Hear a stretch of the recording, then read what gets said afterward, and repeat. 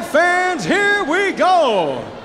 This next fighter, fighting out of the blue corner, he is the freestyle fighter making his cage debut. Standing 5'10", weighing 153.4 pounds.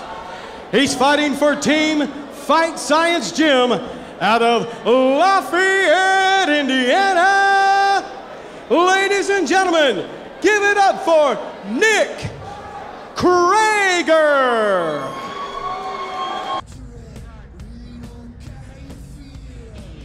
And his opponent, fighting out of the red corner, here's the freestyle fighter making his cage debut.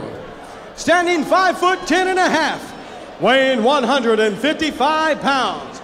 He fights for Team Integrated Fighting, and he's sponsored by Street Made, Integrated Fighting Academy, and Keith Hodges, personal trainer.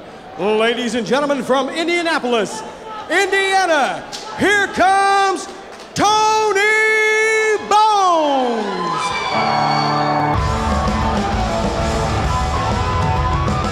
And this bout is going to feature Nick Kroegher versus Tony McGinley, another integrated fighting fighter in the white shorts there, red corner. Kroegher in the blue corner. Kroegher came out with a leg kick, and I don't know what he was trying to do. It looked like he was trying to shoot or something. McGinley getting that takedown, though. Kroegher got him in half guard, locked up. Again, this is a novice division amateur fight. McGinley making his debut here at the LFC. Total of 5 integrated fighters on the card tonight. So this is the second integrated fighter that we saw. Chris Clark earlier with his victory, and now Tony McGinley is looking to get his first win, hopefully for integrated. See if those guys can go 5-0 tonight. What do you think? Well, I think to go 5-0, I think McGinley's going to have to start working the body. He's got him down here, but he's really not doing anything but holding on. He has to start working, especially if he wants to advance in position. He's got to make Kroegher move. The only way you're going to make him move is punch him or, move him yourself. Kroegher trains with Tom Norris with Fight Science, so he's probably well versed in defending on the bottom. It's probably going to give McGinley some problems there. Yeah, I think Dave Stone, is that Dave Stone in the corner? Yep, that is Dave Stone. Dave Stone saw the same thing. There was just not a lot of work there. Nice punches from McGinley there. What was that, leg kick from Kroegher? Another kick, sloppy. Gets the takedown, McGinley on top. McGinley looked like McGinley caught that kick and put it in his pocket.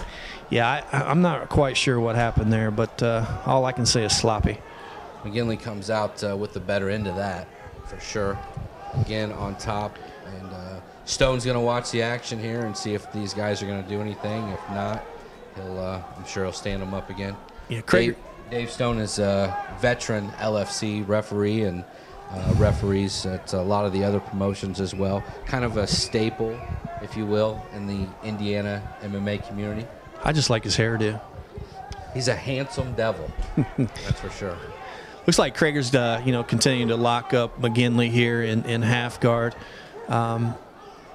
He tried to bridge there and break out of it, but McGinley just stayed heavy, which he should do. What is it that these fighters that are in this novice division, I mean, what do you think that they need to do when they're in this position? I mean, there's not a lot they can do other than body punches and work for a submission. I mean, standing up like McGinley just did there is an option. I mean, if they get frustrated and can't work something, standing up is always an option, I guess. Yeah, I agree. Nice attempt at a kick there. Again, but McGinley catches the kick and gets the takedown. He's in good position there. And he's going to let him back up, it looks like. Is that the end of the round? That was the end of the round, yeah. To answer your question, I think it depends on and I'm going to start again with this is my opinion. I think it depends on the style of the fighter. If he's got a boxing background, then obviously if he can't punch to the face of a grounded opponent, his best bet is to stand up. You know, they're always looking for that knockout. Now, the wrestlers getting the takedown points is great, but once you have them on the ground, you have to do something. So that's where the jiu-jitsu comes in. If you're not well trained in jiu-jitsu, it can be hard. Getting to side control is a big option, especially for a wrestler. I actually looked for this from McGinley because McGinley is a wrestler. The McGinley family is a huge wrestling family. Yeah. I actually went to school and was really good friends with a few of them. So going on, getting to the side mount, what you don't see is the knees. You can knee to the body of a grounded opponent, and that is huge. What was that, a flying knee attempt? Looked like a flying knee attempt there. I would, McGinley again with somewhat of a takedown, but you know, it looks. I expect a little bit more from the guys from Fight Science, but this Kroegher is. I don't know if McGinley is just giving him all he can handle, or he's frustrated, or what. But it seems like he's taking him out of his technique there. He seems a little sloppy. In my honest opinion, I mean, we know that this is McGinley's first fight. You know, the first fight jitters, you forget a lot of stuff. And we don't have a whole lot of technique here. Looks like we're trying to wrap up an ankle, and I have no idea. But all I can say is right here, McGinley needs to get that leg out. He needs to stay heavy. He needs to – he just got tripped. So I'm not real sure. Nice right hand by McGinley, which obviously that rocked Kroegher, and he's continuing to punish him. Now as he goes to the ground, Dave Stone again warning of the headshots there as he's telling McGinley. So McGinley goes immediately to the body. That was a tough call because, you know, Kroegher was not down. He was not a downed opponent. He was squatted, but his knee was not down. I think that was one of Dave Stone's concerns. Obviously, I could be wrong. Maybe I missed something. But, you know, I guess he was just warning him not to do it. Let me ask you this, too. How frustrating do you think it is when you're a fighter and you look across the ring and, you know, across the cage, and you see a fighter and it's his first fight, but you see someone like Jake O'Brien or Johnny Rees or Nick Hyde in this guy's corner? Does that play into what these guys maybe are thinking, or if they're intimidated or have any, you know, reservations about fighting this guy that has never fought before? I mean, obviously, if someone like that is in their corner and training them, it may play into it. What do you think? I absolutely think that is a huge intimidation factor, and it's also a huge sign.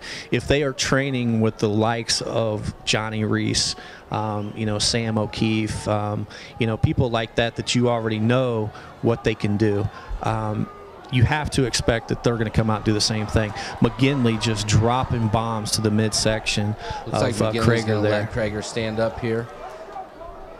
I would think that. Not sure what that was. I would think that with McGinley's family background and everything in wrestling, that McGinley's probably going to have some pretty good conditioning. Another big right hand, another right hand. Yeah, and surprisingly, you know, McGinley's hands are there. You know, he's got the hands, he's got the takedowns. You know, for his first fight, I think he's doing absolutely well.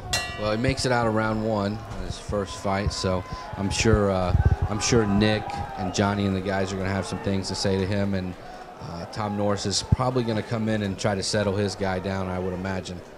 Let's not forget Nick Hyde. Nick Hyde in the corner of McGinley there that you saw on the Street Made shirt.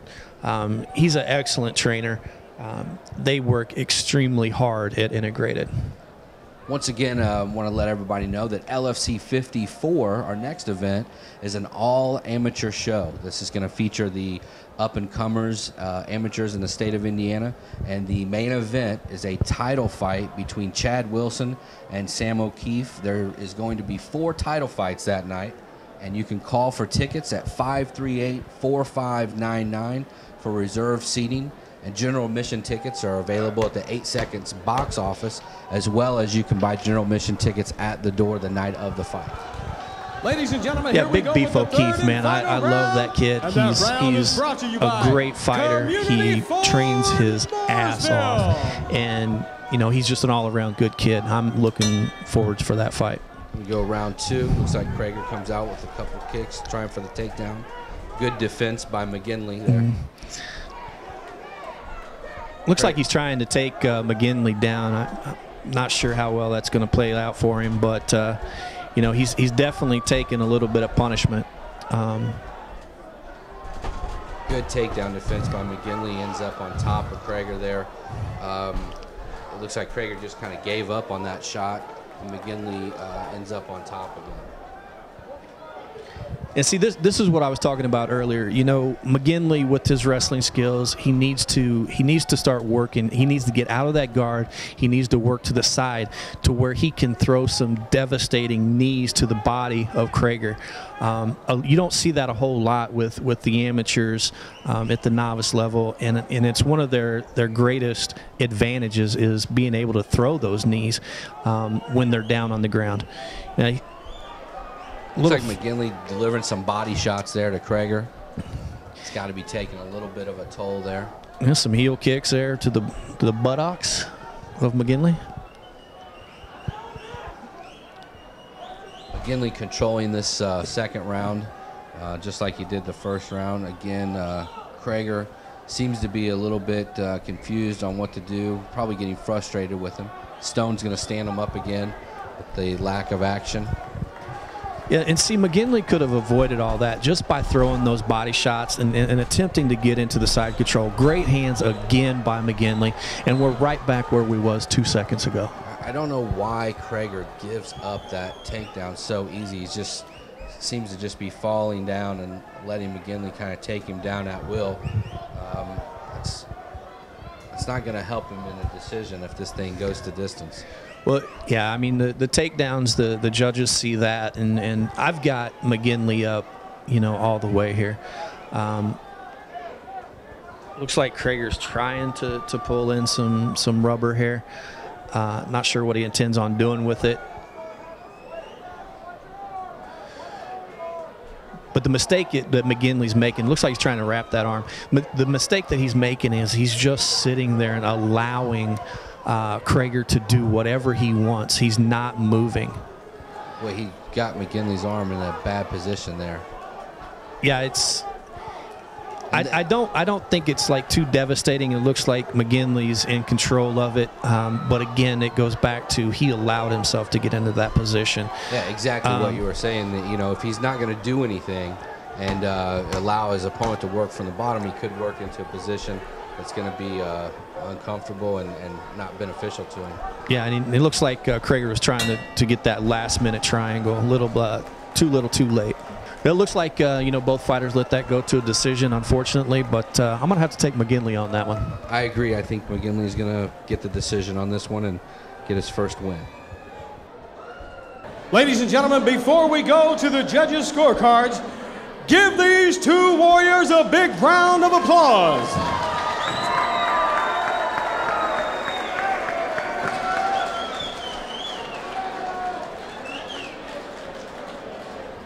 Judge 1 scores the bout 30-27. Judge 2 scores the bout 30-27. And Judge 3 scores the bout 29-28 for your winner by unanimous decision, fighting out of the red corner,